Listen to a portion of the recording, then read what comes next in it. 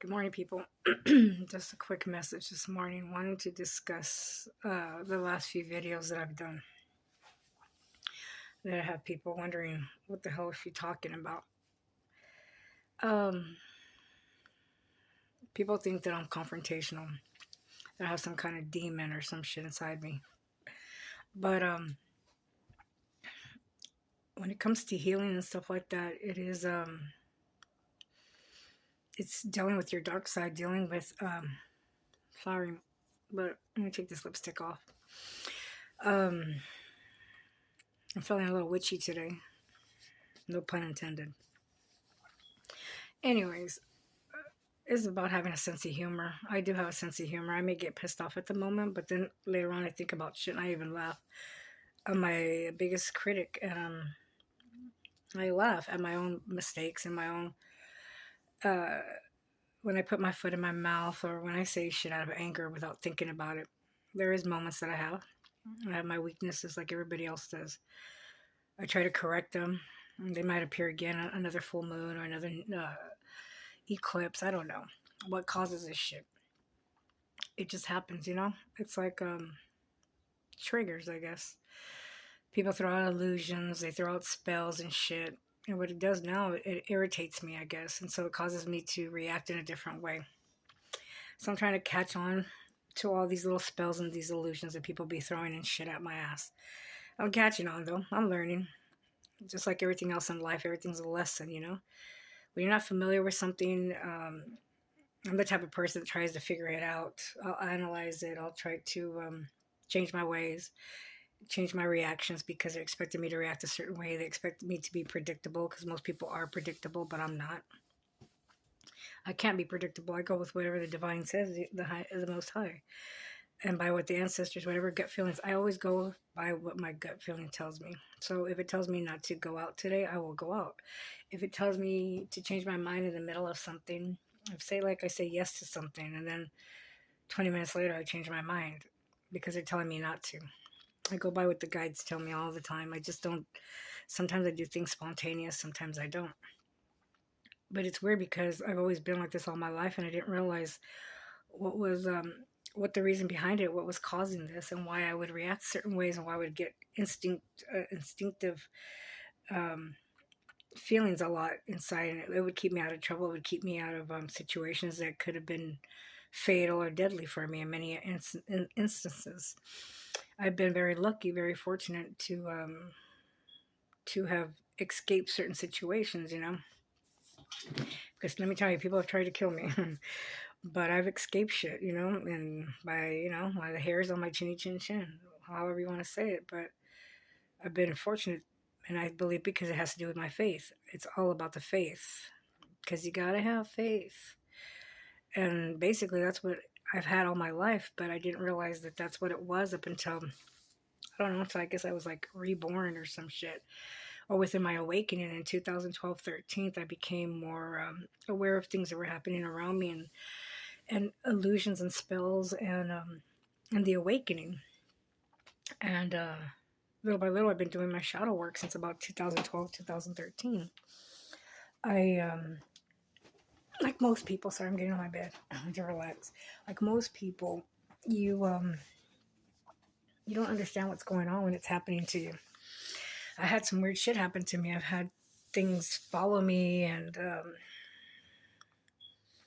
you know, I don't know if they're entities or what they are, but they're things that have followed and tried to infer fear.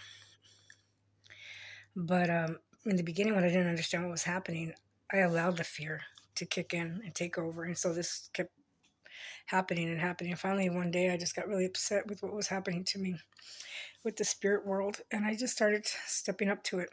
I could no longer live in fear.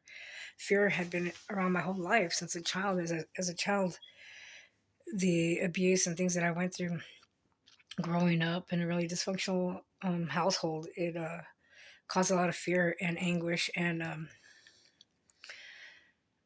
just a lot of insecurities. You know what I'm saying? Just a lot of insecurities. So I learned how to deal with things, and I would see how other people reacted to certain situations and how some people allowed their insecurities and their fear to take over their lives, and others didn't. So I always would always try to hang out with people that were more like they knew how to deal with things in life, because I didn't have the best role models at home.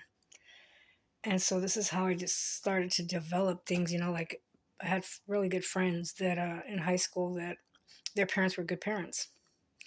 So I was always hanging out at their house and I was always around their parents, and I liked the way their parents treated them, and then they accepted me too as a daughter. So I got love in that way through other people, through friends, parents, and stuff like that. And that kind of guided me into a better direction instead of, I could have ended up really bad. I could have ended up doing some stupid shit like running away and doing prostitution or some other things. I could have gotten heavily into heroin and shit like that, which I didn't.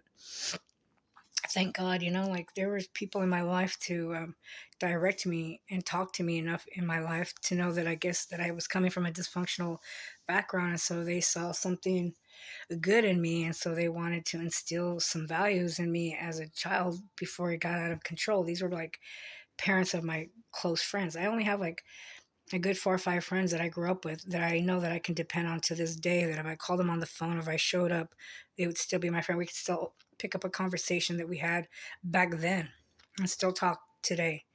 Those are my true friends. Those are the true people that I adore and that I know that I have experienced deep connection, deep friendship, deep soul connections. These people I will never forget, and they're still alive. They're still around, but they have their own lives. We've kind of separated along our our lives. People get married, have children, and people separate and move to different cities and towns and blah blah blah blah. And it happens. Sometimes I think about reaching out to them, and sometimes I just let things be. Because there was a time that I reached out to people all the time. I got tired of being the one that reached out to people. It's like I always felt like I always had to put initiative in with people, and I decided not to anymore. I don't go out of my way anymore. I learned that if people don't react soon or towards me in people's behaviors show you who they are, right away. Like within meeting them, within knowing them, you can tell if they're really going to be a good friend or not, or they've got other interests towards you, or what their intentions are. I've learned to read people very well, too well actually. That it's annoying sometimes because sometimes I always give everybody the benefit of the doubt, and then I learn that you can't give too many people chances because then they take advantage of that. So you also have to know when to put your foot down and draw the line, and keep your boundaries and don't give in, because of the fact that people think that you're a pushover and that they can take advantage of you. So I learned the hard way how to be a bitch. It just didn't come natural to me at first. It took me years to develop growing up in a fucked up environment. It took me a while to get to this point. Do I like being this bitch? No, I don't. And I try not to be. But sometimes I can only take so much from people. And when it comes to like criticism and just like nonsense, it's hard for me to let it go sometimes. But I heal. The problem with me is it only takes a few days, not more than a week. I might be upset or pissed off about somebody or something, but within a week I'm fine. It's healed. It's in the past. It's not going to be back up again unless it necessarily has to be brought back up. I try to move on. I try not to stay stuck or stagnant in any situation or any kind of relationship. It's not for me no more. I don't like control. I don't like people to expect me to be a certain way or expect anything from me unless I'm willing to give that. Don't expect anything from anybody. If people want to give you or be that person to you, then that's fine. Allow it to flow, but do not expect it from people. Don't expect your family to always be there. Don't expect your family to give you money. Don't expect them to bail you out of jail. Don't expect them to do this. Don't expect them to do that. Don't expect for them for a ride. I stopped expecting people, and then I started not being disappointed.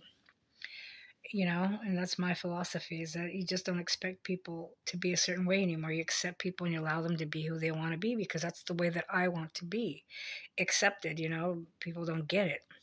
Like, it's such a society issue in life to be yourself, and not to be the norm or what people think you should be like or look like or dress like or talk like. It's never going to be me. I'm never going to be in that category. I see no use in it. It's nonsense to me. And I'm not cutting everybody down that's in this situation. Not everybody's awakened completely. Not everybody wants to do their own therapy within themselves. You know, they don't want to look in the dark areas of their life of what irritates you about other people. Is because it's something about yourself that is not right. I've come a long way. Can't take the long way home. I've taken the long way to myself, to my home within myself, within the God that lives within myself. And so people want to say that she's possessed. She's got demonic, she's a witch, she's this and that. No, I ain't, man. I'm far from that shit. It's hilarious to me when people say these things about me. You know what I'm saying? A lady. They don't understand that there's a duality in your personality and in your life, that you can't just be one way all the time, that it's healthy to get angry once in a while. It's healthy to express yourself. It's healthy to cry. It's healthy to go through all these emotions in life. Hello. It doesn't make you crazy. It doesn't make you demonic. It doesn't make you possessed. People are crazy, you know? It's like the things that people come up with in the religious form of it is the part that irritates me, because they want to label people all the fucking time, and you just can't. Life is evolving. Life is changing. People are changing. The mindset is changing. You cannot be stuck in certain things because it's moving. The movement is happening. The shift is happening. And if you're not moving with the shift, you're going to be left behind. And you're the only one that's going to be dwelling in the negativity, in the low vibrational mind frame, mindset, whatever you want to call it. You know, you're going to be stuck in that frequency. And while everybody else is evolving, you're going to be stuck thinking on religious terms, on thinking on, who's right, who's wrong, who's this, who's that. You know, I ain't got time for that shit. I got to keep going. I got to keep moving with the movement, with the shift. I'm either moving the shift or I'm part of the shift. I'm all the above with the shift. You know, I ain't got time to be, yes, I'll correct people. Yes, I'll correct my own self. Yes, I'll listen to what people say. And yes, I will express myself always. This is the way I will always be. But I also listen. I listen to what people say. I'm not fucking that cold-hearted, and I'm not that stupid. I listen to what everybody says, how they say it.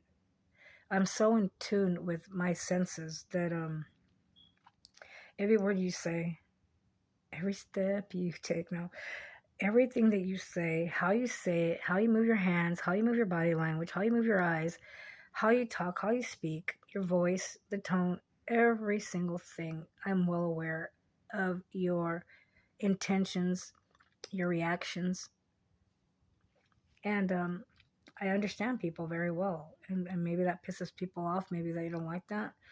Even the ones that don't show their face on the tarot card readers, I know your personalities. I can spot you in a room of 1,000,000 people. I still spot the people that I needed to spot, just by the tone of your voice, just by your mannerisms. There's just things about. I've always been that nosy or curious, and very well aware of everything of a person's personality and character and body language, but that's just me. And so I can figure shit out about their childhood wounds just by them speaking. Even if they're not even speaking about themselves, I can figure out a lot of things, but that's just me. I like to decode or decrypt information. Always everything to me, I take everything like a puzzle. I try to figure out the pieces. I put all the pieces together. Every message that I hear from people are like, why do you listen to so many tarot card readers? I'm not really listening. I am listening to what they say, but there's messages within those things.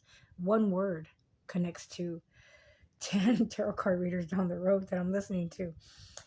It takes me, it's like I'm filtering, ciphering, figuring shit out for myself and what the messages are. It's not, and I'm not giving them 100% credit, okay? But there is messages within the cards, and there is messages within the thought that pops into their head that is given to them by a guide, by an ancestor, by an angel, by God. There is a thought that pops into their head, and sometimes they'll speak one word, okay? But it might take me a whole week to put a whole message together off of one word.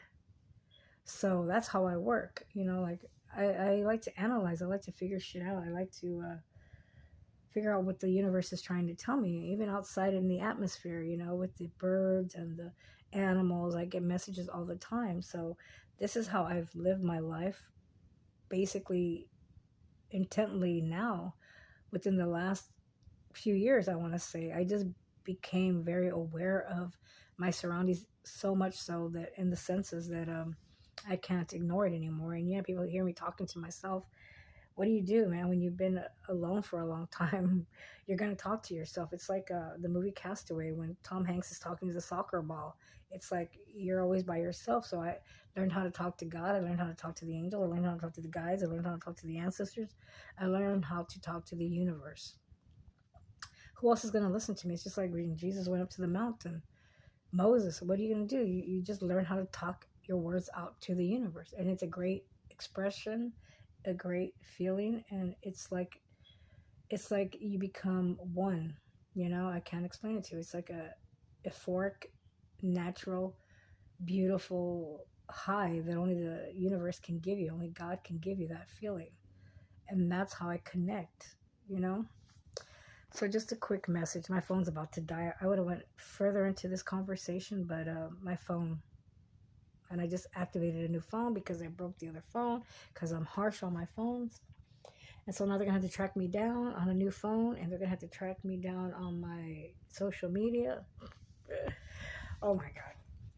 Life is a box of chocolate, right? Anyways, take care, people, and pay attention to things that are worth paying attention to, things that are important, that are going to leave an impact in the future, not something that is so petty and so dumb. I felt dumb about the other day, but what can I say? I'm a woman enough to admit my mistakes. I own up to my shit. So there you go. Have a wonderful Saturday, and may God bless you guys, okay? Amen.